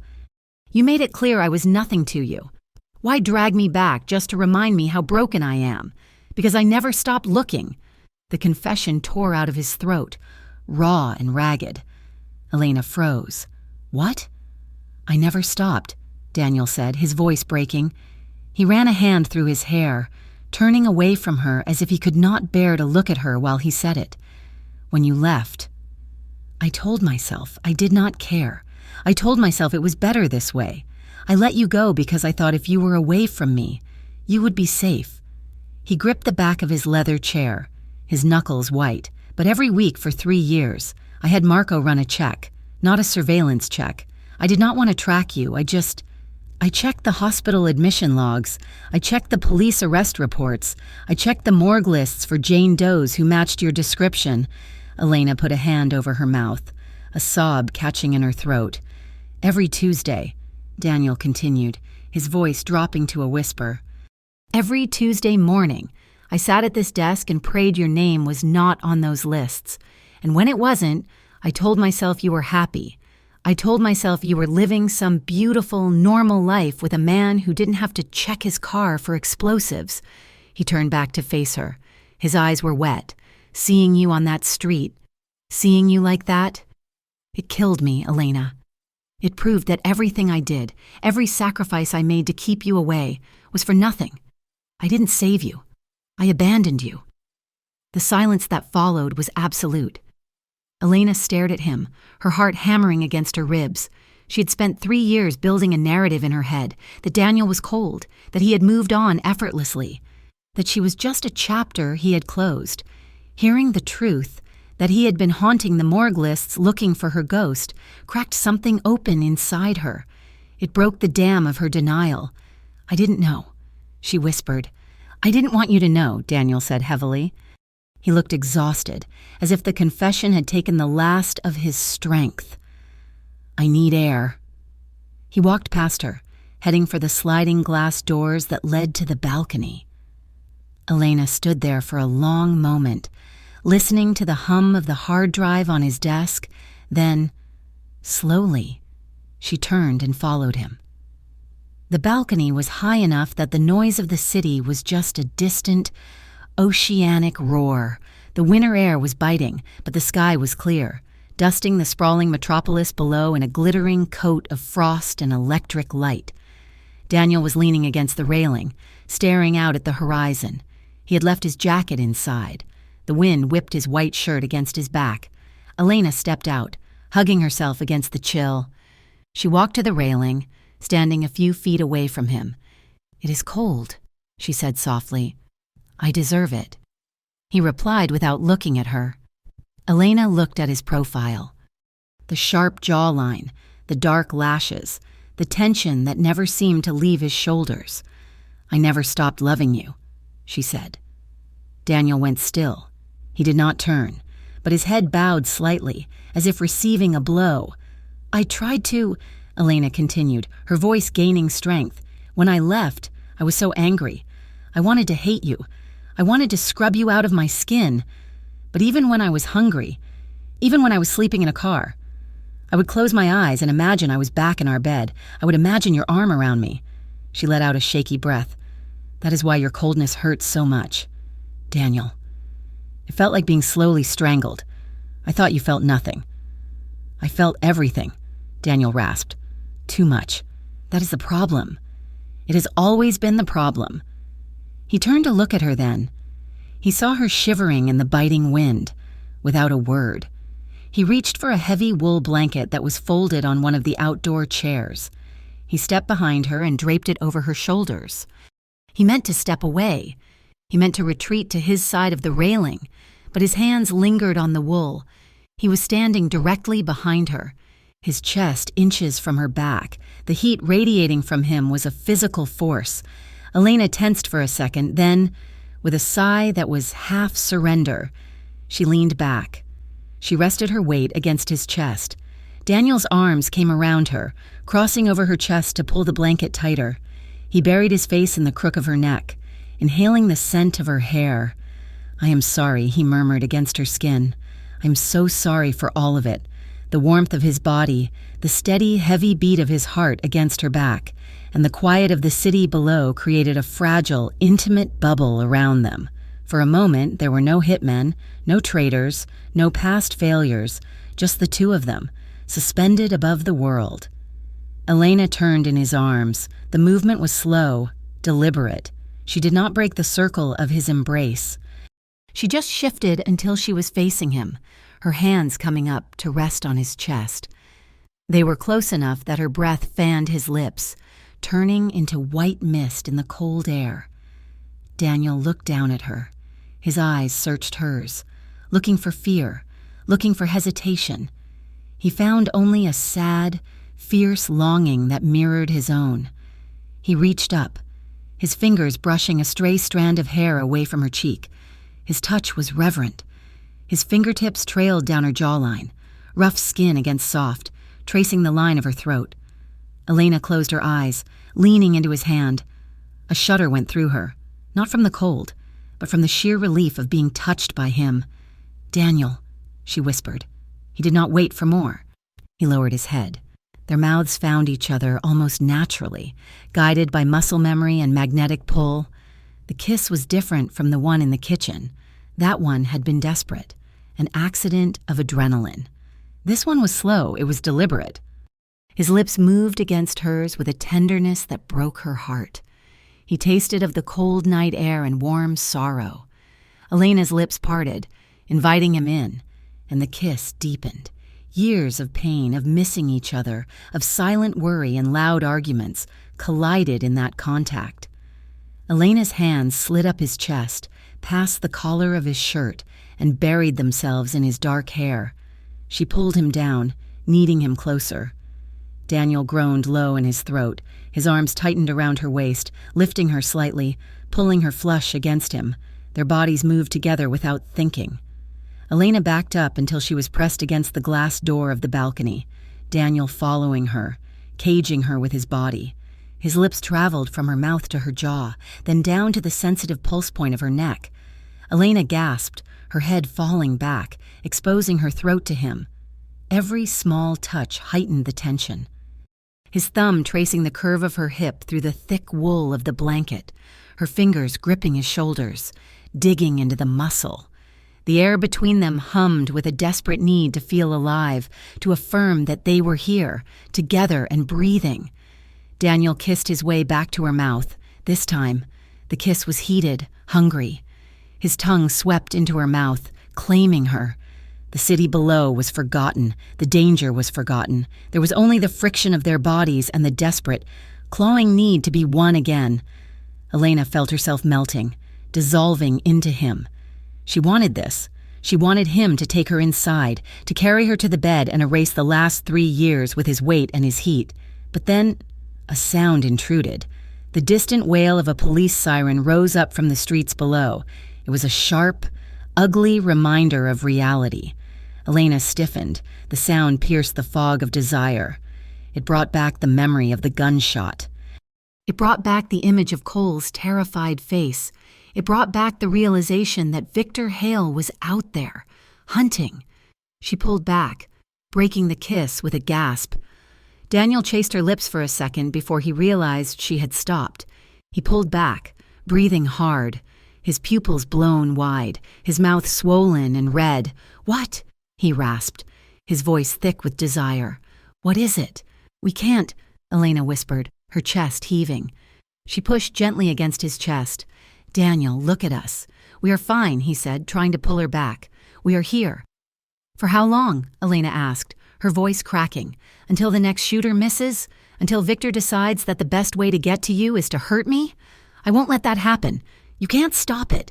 She slipped out from under his arm, stepping into the cold without his warmth to shield her. The loss of contact was physically painful. "If I stay," Elena said, tears spilling over, "I am a weakness. Victor knows I am here. He will use me to break you, and if he hurts you because of me, I couldn't live with that." "Elena, don't do this," Daniel pleaded. He reached for her hand. She stepped back, out of reach. "And if I stay, I will spend every day waiting for you to die. I can't do it again, Daniel. I can't love you and watch you walk into the fire every morning." She looked at him one last time, disheveled, beautiful, and utterly lethal. "I love you," she whispered. "That is why I have to go." She turned and ran back inside, sliding the glass door shut before he could stop her. Daniel did not follow her immediately. He stood on the balcony, gripping the railing until the metal bit into his palms, staring at the closed door. He thought he could give her space. He thought he could fix it in the morning when cooler heads prevailed. He was wrong. Inside the guest room, Elena moved with the silent efficiency of a ghost. She did not turn on the lights. She packed the small duffel bag Daniel had bought her, a few changes of clothes, the sturdy boots, the cash she had earned from the community center. She wrote a note on a piece of stationery from the bedside table. Her hand shook, but the words were clear. She waited until 4 a.m. This was the shift change for the interior guards. She knew the rhythm now. She knew that for 3 minutes.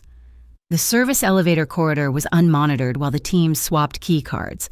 She slipped out of the room, shoes in hand. She moved through the shadows of the penthouse she had started to think of as a home. She placed the note on the nightstand beside Daniel's sleeping form. He was asleep on top of the covers, fully dressed, exhausted from days of vigilance. He looked younger when he slept, softer. Elena pressed a kiss to her own fingers and touched the air above his forehead. "Goodbye, my love," she breathed. She turned and vanished into the darkness. Daniel woke at 7 a.m. He woke with a start, his hand instinctively reaching for the gun he kept taped under the nightstand. The silence in the penthouse was absolute.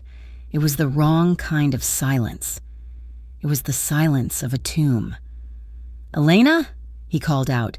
Sitting up. No answer. He swung his legs out of bed. His eyes landed on the folded piece of paper next to the lamp. His blood ran cold. He snatched the paper up. "Daniel, I cannot be the reason you fall, and I cannot watch you bleed for me. You were right, you saved my life. Now let me save yours by leaving. Don't look for me, please." The roar that ripped through Daniel's chest was primal. It was the sound of an animal that had been gutted. He crumpled the note in his fist. He swept the lamp, the water glass, and his phone off the nightstand with a violent sweep of his arm. The glass shattered against the wall, exploding into 1,000 glittering shards. "Marco!" he screamed. The door to the bedroom burst open. Marco and 2 guards rushed in, weapons drawn, expecting an attack.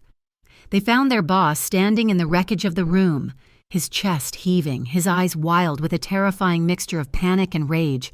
"She is gone!" Daniel snarled. The veins in his neck were bulging. "She left." Marco lowered his gun, his face paling. "How? The perimeter is sealed. Find her," Daniel ordered. His voice dropped to a register that made the guards take a step back. "I don't care what it costs. I don't care who you have to bribe, beat, or burn. You turn this city upside down. You tear every block apart, brick by brick." He walked to the window, staring out at the gray morning light that had swallowed her whole. "If Victor finds her before we do," Daniel whispered, pressing his forehead against the cold glass, "I will kill every single one of you. Find her!" The scream echoed through the penthouse, shaking the very walls of the empty fortress he had built. For 3 days, Elena moved through the underbelly of Harborview like a ghost. She traded the silk sheets of the penthouse for the scratchy polyester blankets of a roadside motel on the southern edge of the city. She paid cash for everything. She kept her head down, wearing a cheap, oversized hoodie she had bought at a thrift store, and avoided making eye contact with anyone.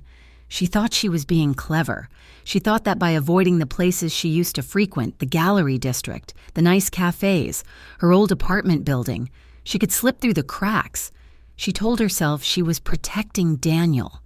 If she was gone, he was no longer vulnerable. If she was gone, Victor Hale had no leverage, but Elena had forgotten the most fundamental rule of the world she had just left. You do not hide from men who own the city. It happened on a Thursday evening. The sun had already set, painting the sky in bruises of purple and black. Elena had ventured out to a small, run-down grocery store 2 blocks from her motel to buy water and a sandwich. Her nerves were frayed wires. Every slamming car door made her jump. She walked out of the store, hugging the paper bag to her chest, her eyes scanning the parking lot. It was quiet, too quiet. A gray van idled near the exit. Elena's instinct, honed by months on the street, screamed at her to run. She turned on her heel. Intending to retreat back into the safety of the store's fluorescent lights, she was too slow. The side door of the van slid open with a harsh metal grind. 2 men jumped out. They were not the rough, unwashed thugs she had encountered in alleyways. These men moved with military precision. They wore dark tactical gear and balaclavas. Elena opened her mouth to scream, but a gloved hand clamped over her face before the sound could escape. She dropped her grocery bag. The jar of applesauce shattered on the asphalt. She fought. She kicked and clawed, digging her nails into the arm of the man holding her, but it was like fighting a statue. They lifted her off her feet and shoved her into the back of the van. The door slammed shut, sealing out the world. A heavy cloth bag was shoved over her head, plunging her into darkness. The last thing she heard was the squeal of tires as the van tore out of the lot, carrying her straight into the nightmare she had tried to outrun. When the hood was finally pulled off, Elena gasped, sucking in air that smelled of rust, sea salt, and old oil. She was in a warehouse. The space was cavernous, the metal ceiling lost in shadows high above. The only light came from a single industrial work lamp aimed directly at her, blinding her for a moment. She tried to move and found she couldn't. Her wrists were zip-tied to the arms of a heavy steel chair. Her ankles were bound to the legs. "Welcome back to the fold, Mrs. Caruso." The voice was smooth, cultured, and chillingly calm. Elena blinked against the glare. A figure stepped out of the shadows and into the pool of light. Victor Hale was a handsome man in a terrifying way. He wore a suit that cost more than Elena's entire life earnings. His hair was silver at the temples, combed back perfectly, but his eyes were dead things, pale, shark-like, and devoid of empathy. "I am not Mrs. Caruso," Elena said, her voice shaking despite her best effort to sound brave. "We are divorced." Victor smiled. It did not reach his eyes. A technicality. In our world, you know as well as I do that possession is 9/10 of the law. And Daniel Caruso still thinks he owns you. He doesn't own me, Elena snapped. I left him. And yet, here we are, Victor said, walking slowly around her chair. He dragged a finger along the back of it, the sound rasping in the silence. You ran away from the safest fortress in the city to protect him. That is not the action of an ex-wife, Elena. That is the action of a martyr. He stopped in front of her, leaning down so his face was level with hers. Let us skip the theatrics. I have been watching you since the moment Daniel picked you up off that sidewalk. It was quite touching. Really. The beast rescuing Beauty from the gutter? He straightened up, brushing invisible dust from his sleeve. Daniel has enemies. Elena, many of them. But he has always been impenetrable. No family, no friends, just business. Until you... You are the crack in the armor we have all been waiting for. I won't help you, Elena said. I haven't asked you to yet, Victor replied smoothly, but I will make you an offer, a very generous one. He gestured to the dark corners of the room. Help me bring him down. I want you to wear a wire. I want you to go back to him, play the prodigal wife, and get him to admit to the waterfront murders on tape, or lure him to a meeting place of my choosing. Elena stared at him with disgust. Go to hell. Victor sighed, as if disappointed by a child's tantrum. If you do this, Elena, I will give you $2 million in an offshore account, new identity, a plane ticket to anywhere in the world. You can finally have the freedom you claim to want. I would rather rot. She spat. Victor's expression hardened, the charm evaporated, leaving only the predator. Do not be stupid. Elena, I know everything about you. I know about the medical debt from your mother's cancer treatments. I know about the gallery you lost. I know about Todd, the boyfriend who liked to use his fists when he had too much to drink. Elena flinched. The mention of Todd hit a nerve. Digging into old scars she thought were buried. You fled one monster only to run back to another, Victor said, his voice dropping to a cruel whisper. Do you really think Daniel is different? He is a killer. Elena, he destroyed your marriage with his ambition. He let you fall into poverty because he was too proud to check on you. He is poison. He came for me, Elena whispered, tears stinging her eyes. He saved me. He owns you, Victor corrected. And eventually, he will break you again. Help me end him, and you can be free. Truly free." Elena looked up at him. Her face was pale, streaked with grime from the struggle in the van, but her eyes were fierce, violet flames. "Daniel might be a monster," she said, her voice steady, "but he is a man who loves me. You? You are just a snake. I will never help you hurt him." Victor stared at her for a long moment, then he straightened up and signaled to someone in the shadows. "Very well," he said coldly. "If you will not be the bait, then you will be the message." 5 miles away, the penthouse was a hurricane of controlled violence. Daniel Caruso had not slept, eaten, or sat down in 24 hours. He had torn apart his own organization looking for her. He had personally interrogated the guards who had been on shift when she slipped out. He had fired half his security team and threatened to execute the other half if they did not produce results. He was standing in front of the bank of monitors in the study, his eyes bloodshot, his tie hanging loose around his neck. He looked like a man on the edge of a psychotic break. "Got it," Marco shouted from his laptop. Daniel spun around. "Show me." Marco tapped a key, sending a video file to the main screen. It was grainy footage from a security camera mounted on a gas station across the street from a small grocery store on the south side. Daniel watched, his heart stopping. As the gray van screeched to a halt, he saw Elena, small, terrified, fighting with everything she had, being dragged into the vehicle. He saw the door slam. He saw the van speed away. Daniel let out a sound that was not quite human. It was a roar of pure, agonizing rage. He punched the wall next to the screen, his fist cracking the plaster. "Rewind," he barked. "Pause, there." He pointed to the license plate. It was blurred, covered in mud, but the partial sequence was visible. And on the back bumper, a small, distinctive sticker of a blackened hawk. "Victor," Daniel whispered. The name tasted like ash and blood in his mouth. He turned to Marco. "Where is that van?" "We tracked the transponder on a toll pass," Marco said, typing furiously. "It exited near the shipping district. There is an old warehouse listed under a shell corp belonging to Hale's brother-in-law, Pier 19. "Get the car," Daniel said. His voice dropped to a terrifying, deadly calm. "And Marco?" "Yes, boss. Bring the rifles. We're not negotiating."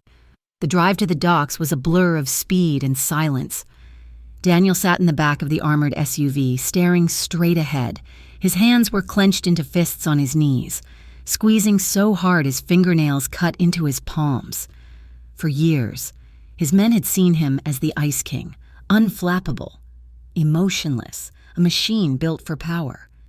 Tonight, looking at him in the rearview mirror, his driver saw something else. He saw a man who was terrified, a man who was vibrating with the sheer, overwhelming panic of losing the only thing that tethered him to humanity. Every muscle in Daniel's body was tight. He was replaying the video in his head, the way those men had put their hands on her, the way she had kicked. "If they touch her," Daniel whispered to the empty air, unaware he was speaking aloud, "if he hurts her." The vulnerability was stark. It unnerved his men. It made them realize that their boss was mortal, but it also lit a fire in them. They weren't just fighting for a paycheck tonight. They were fighting for the man who was willing to burn the city down for his wife, inside the warehouse. Patience had run out. Victor stood over Elena, looking at his watch. "Time is up," he said. Elena remained silent. She had refused to speak for the last hour, no matter what threats he whispered in her ear. Victor sighed. He nodded to the man standing behind her, a massive enforcer with knuckles like rocks. "Wake her up," Victor ordered. The man stepped forward. He did not use a closed fist. That would break bone, and they needed her talking. He used the back of his hand. He struck Elena across the face. The sound was a sickening crack that echoed in the metal cavern. Elena's head snapped to the side. Pain exploded in her cheekbone, white-hot and blinding.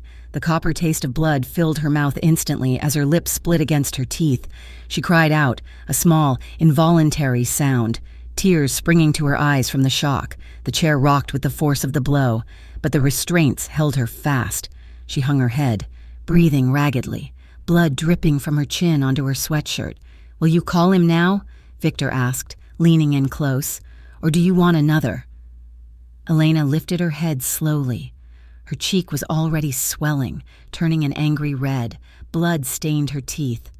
She spat at his feet. "I would rather die," she wheezed, "than let you use me to hurt him." Victor stared at the spit on his polished shoe. His face twisted into a snarl. "Have it your way," he hissed. He raised his hand to signal the guard again. The warehouse doors exploded inward. There was no warning, no knock, just the deafening boom of an SUV ramming through the corrugated metal loading bay doors at 60 miles an hour. Metal shrieked and twisted. The SUV skidded to a halt in the center of the floor, debris raining down. Before Victor's men could raise their weapons, the doors of the vehicle flew open. Daniel Caruso stepped out. He was holding an assault rifle, but he didn't look like a soldier. He looked like the angel of death. "Drop her!" he screamed, his voice cracking with fury. Gunfire erupted, and it was chaos. Victor's men scrambled for cover behind crates. Marco and Daniel's crew poured out of the SUV and a second car that had followed, laying down, suppressing fire. The air filled with the deafening pop, pop, pop of automatic weapons and the smell of cordite. Daniel did not take cover. He moved forward. He walked through the hail of bullets as if he were immortal, his eyes locked on the single pool of light where Elena was tied. He took down 2 men who tried to block his path, his movements efficient and brutal. He didn't even slow down. Victor saw the tide turning. He looked at Daniel, then at Elena. He pulled a handgun from his holster, aiming it at her head. Daniel saw the motion. He didn't hesitate. He swung his rifle up and fired a single, precise shot. The bullet struck Victor's shoulder, spinning him around. He dropped his gun, howling in pain, and scrambled backward into the shadows, disappearing into the maze of shipping containers. Daniel reached Elena. He dropped the rifle. He fell to his knees beside her chair, sliding on the concrete. "Elena," he choked out. He pulled a knife from his belt, his hands shaking so violently he could barely hold the handle. He saw the blood on her lip. He saw the swelling bruise on her cheek. Something inside him snapped. The composure he had worn like a suit of armor for 30 years disintegrated. "I've got you," he whispered, sawing frantically at the zip ties. "I've got you. I'm here." The plastic bonds snapped. Elena fell forward, her muscles too weak to hold her up. Daniel caught her, pulling her against his chest. He buried his face in her dirty, matted hair, making a sound that was half sob, half prayer. "Elena, Elena, Elena." The sight of his hands, those steady, lethal hands trembling against her back, broke Elena more than the slap had. She felt his tears wetting her neck. "We have to move," Marco shouted from behind a crate, more of them coming from the offices. Daniel grabbed Elena's face, forcing her to look at him. His eyes were wild. "Can you run?" "Yes," she gasped. He hauled her up.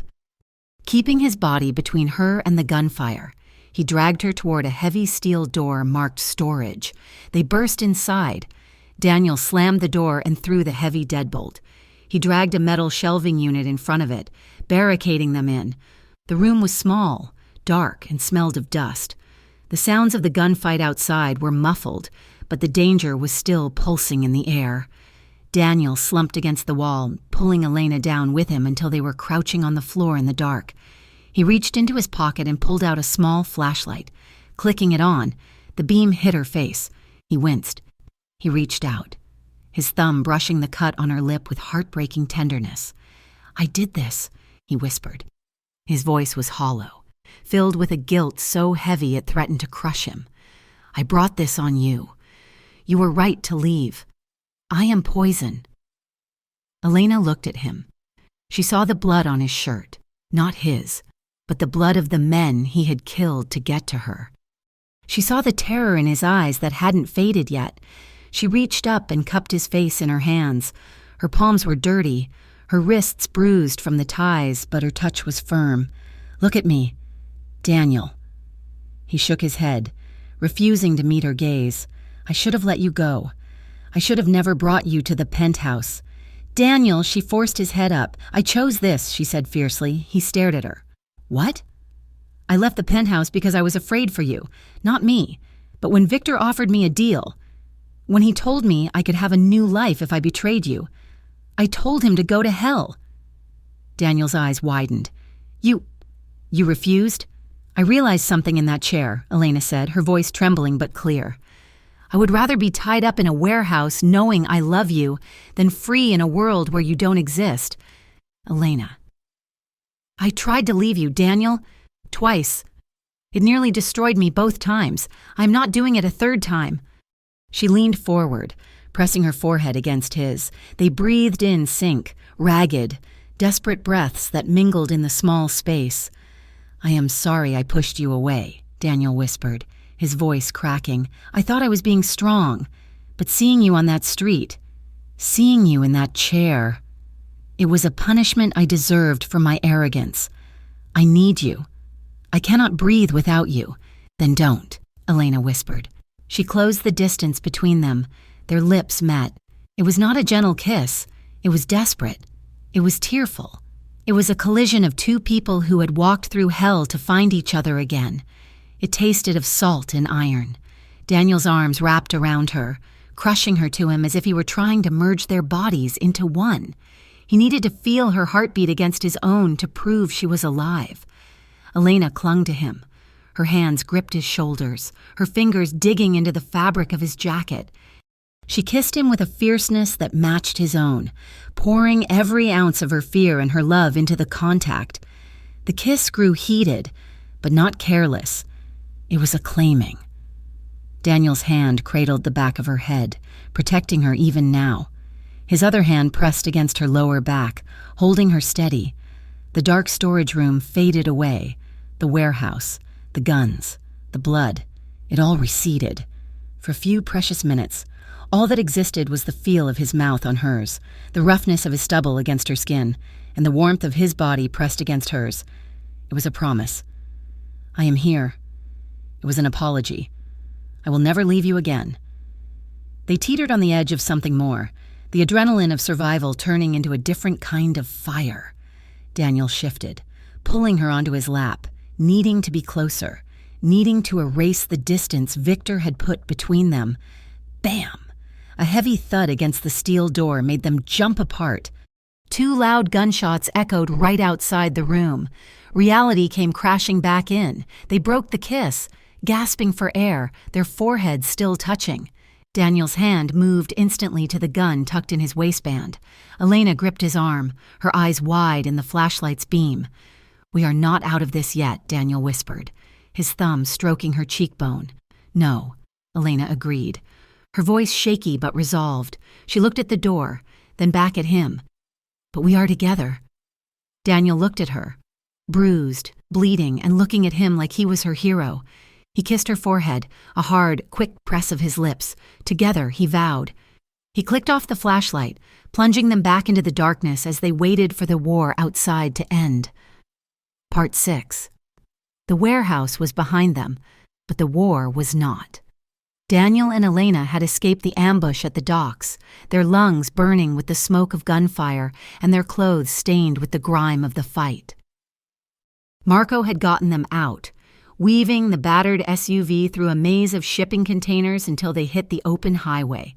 But Victor Hale had vanished into the industrial labyrinth, slipping away like oil through water. Daniel knew, with the heavy certainty of a man who had lived his entire life in the shadows, that this was not a victory. It was merely an intermission. Victor was wounded, humiliated, and desperate. A man like that did not retreat. He escalated. Next time, he would not just target Daniel's heart, he would target his legacy. For 3 days, the city of Harborview held its breath. Rumors swirled through the streets, whispered in back rooms and shouted in boardrooms that the truce between the crime families had shattered. The air felt static, charged with the electricity of an impending storm. Daniel made a decision that terrified his lieutenants. Instead of going underground, he decided to step into the light. He utilized his public persona as a legitimate real estate mogul to fast-track a charity gala at the Grand Hotel, the most visible, high-profile venue in the city. Ostensibly, it was a fundraiser for the city's youth programs. In reality, it was a trap. It was a brightly lit stage where security would be impenetrable. Law enforcement would be present in droves, and any move Victor made would be witnessed by the city's elite. It was a dare. Elena, sitting in the secure study of the penthouse while Daniel outlined the plan, looked at him with wide eyes. "You are using yourself as bait," she said. "I am finishing this," Daniel replied, adjusting the cuffs of his shirt. He looked tired, but the frantic fear from the warehouse was gone, replaced by a cold, sharp resolve. Victor cannot resist a stage. He wants to destroy me publicly. I am giving him the venue. I am coming with you, Elena said. Daniel stopped. He turned to look at her. "No, it is too dangerous. I am not asking, Daniel. If you're standing in the crosshairs, I am standing next to you, not as a hostage, not as a pawn, as your partner." Daniel looked at her, really looked at her, and saw that the broken woman he had found shivering on the subway grate was gone. In her place was someone forged in fire, terrified but unyielding. He nodded once. On the night of the gala, the Grand Hotel was a fortress draped in velvet and silk. Daniel stood at the bottom of the grand staircase in the lobby, waiting. He wore a tuxedo that fit him like a second skin, concealing the holster at his side. He checked his watch. 7 o'clock. Then he heard the rustle of fabric. He looked up, and his breath left his lungs. Elena was descending the stairs. She wore a dress of midnight blue silk, simple but devastatingly elegant, that flowed around her frame like water. Her hair, which had been matted and dull only weeks ago, was now glossy and pinned up loosely, exposing the graceful line of her neck. She still looked thin, and if one looked closely, the shadows of exhaustion were still etched beneath her eyes, but she held her head high. She looked like a queen who had survived a coup. Daniel froze. The noise of the lobby, the clinking of glasses, the murmur of guests, faded into a dull hum. His gaze traveled slowly from her bare shoulders to her hands, which were nervously smoothing the fabric at her waist. He walked to the base of the stairs to meet her. As she reached the final step, he extended his hand.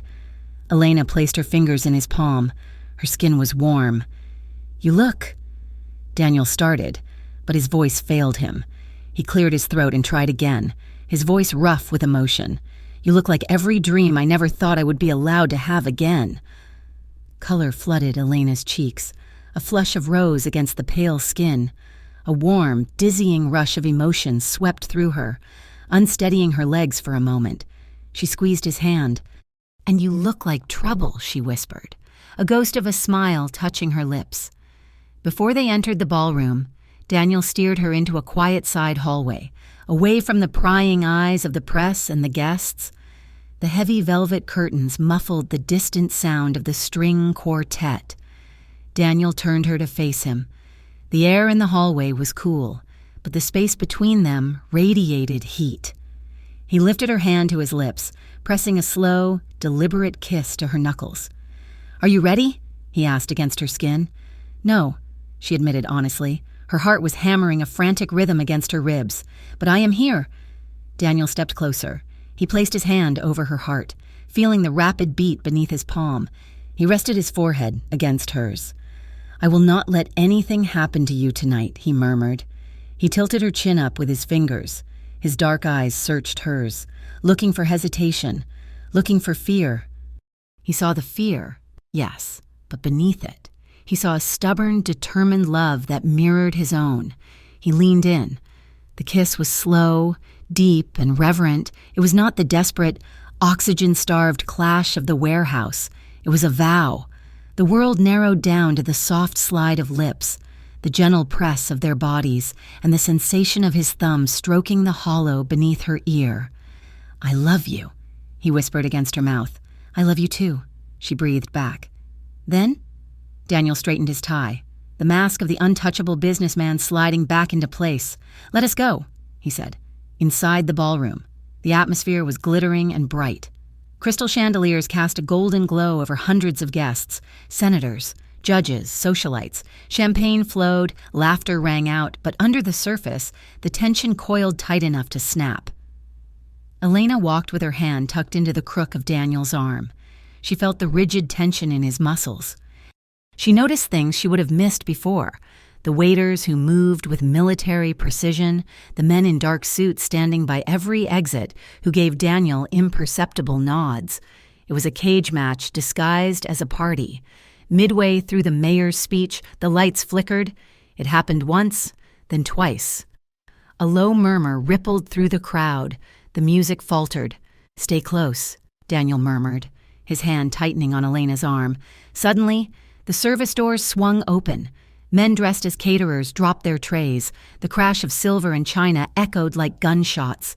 From beneath the serving carts, they pulled automatic weapons. Screams erupted. The gala dissolved into chaos. Guests dove under tables, scattering like terrified birds. Daniel's security team moved instantly, returning fire, ushering the civilians toward the kitchen exits. Then, a voice boomed from above. "Ladies and gentlemen!" Victor Hale stood on the mezzanine balcony overlooking the ballroom. He held a microphone in one hand and a detonator in the other.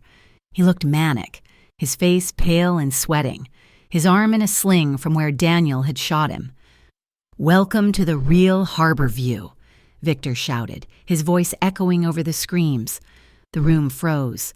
Victor pointed a shaking finger down at Daniel, who stood in the center of the floor, shielding Elena with his body. "You see that man?" Victor roared. "You think he is a philanthropist? He's a butcher. He's the rot in the foundation of this city, and tonight I am cutting him out." Victor's men on the ground floor raised their weapons, aiming not just at Daniel, but at the guests huddled near him. "Surrender." "Caruso!" Victor screamed. "Surrender or I kill everyone in this room." The scene was terrifying. The smell of fear was sharp and acrid. Daniel stepped forward, pushing Elena behind him, but she refused to cower. She grabbed his arm, digging her nails into his suit jacket. "Don't do it," she hissed. "Do not give him what he wants." Daniel looked at her. His eyes were sad. "I have to," he said. A siren wailed outside, faint but growing louder. Then another. SWAT teams were surrounding the building. Victor heard them too. His desperation spiked. "Grab her!" Victor shrieked, pointing at Elena.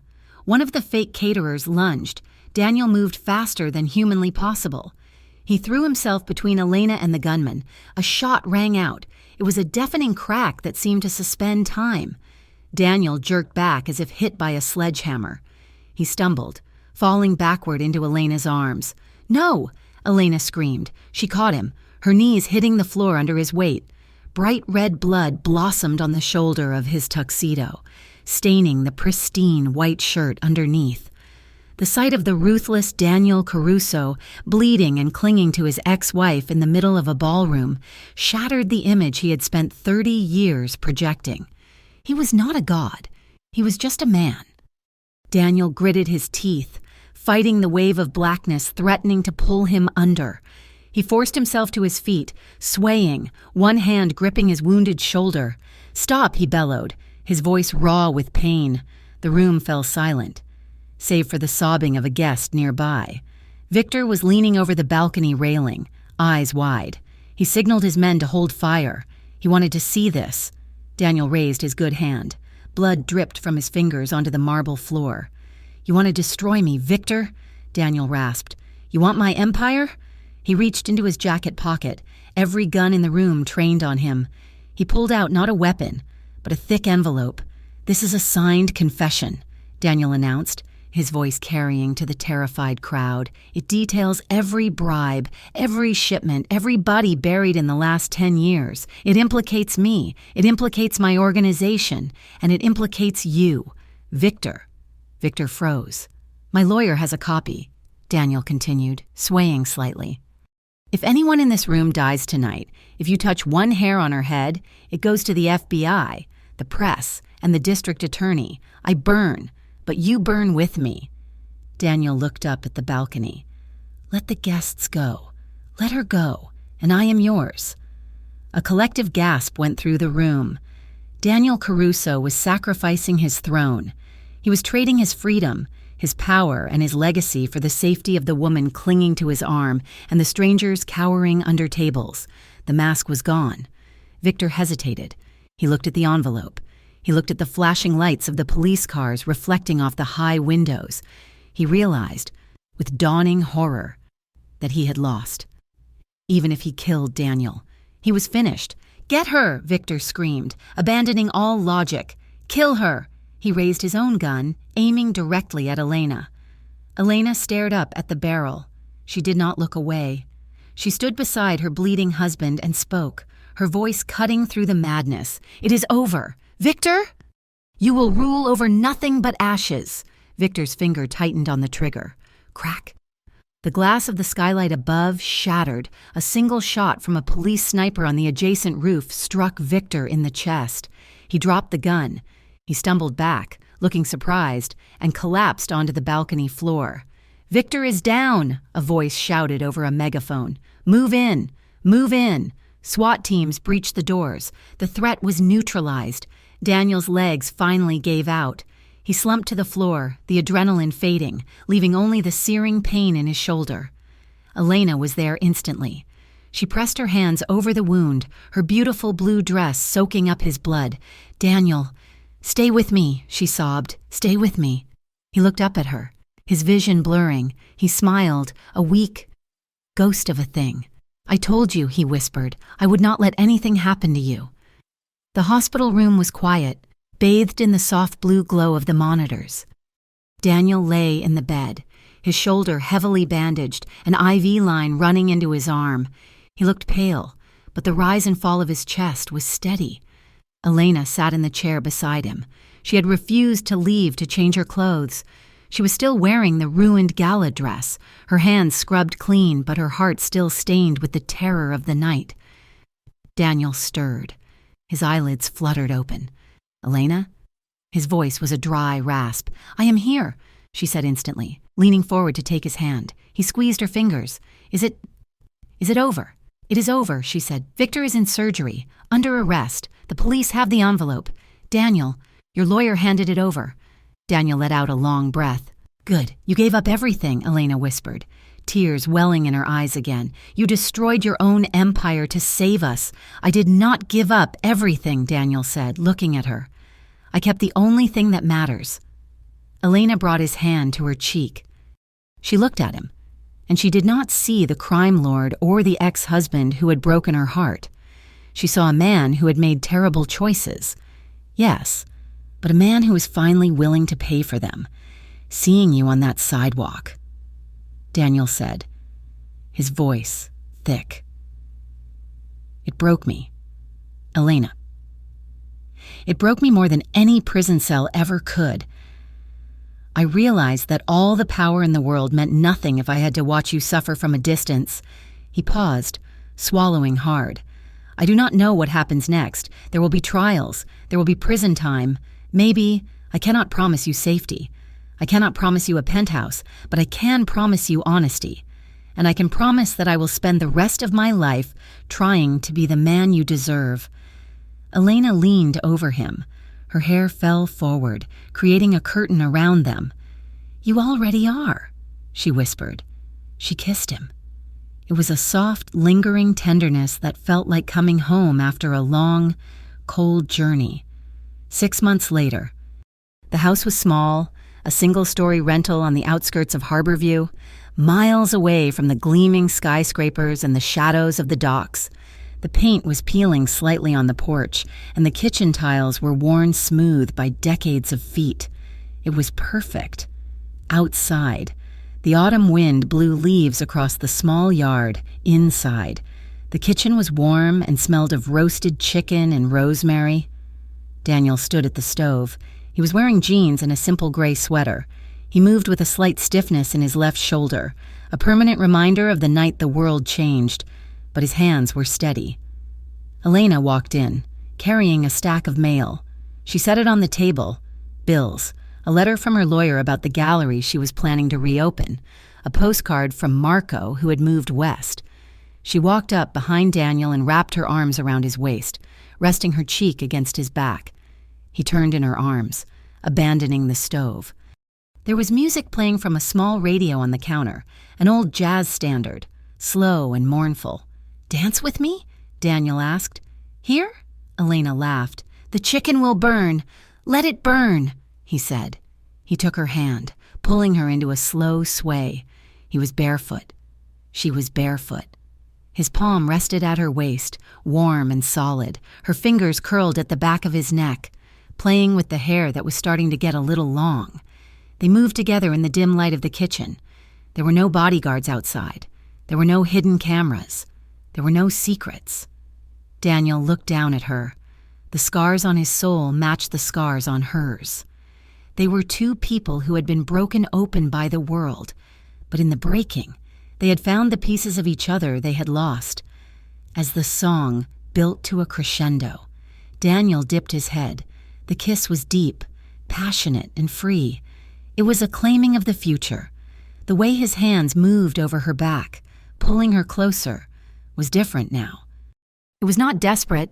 It was settled. The scene faded on them, wrapped in each other's arms, moving together with quiet, powerful intensity. The mafia boss who once hid behind violence had let himself be unmade by love, and the woman who once begged on the street now stood in his arms as an equal. They had survived the worst the world could throw at them, and what remained was fiercely, stubbornly beautiful. Thank you so much for listening to this story. I hope you enjoyed the journey of Daniel and Elena as much as I enjoyed writing it. I would love to hear your thoughts on their ending. Do you think Daniel redeemed himself? Please leave a comment down below letting me know where you are listening from. It is always amazing to see how far these stories travel. And if you enjoyed this, please make sure to subscribe to Mafia Romance Stories for more emotional, realistic tales of love and redemption. Take care, and see you in the next story.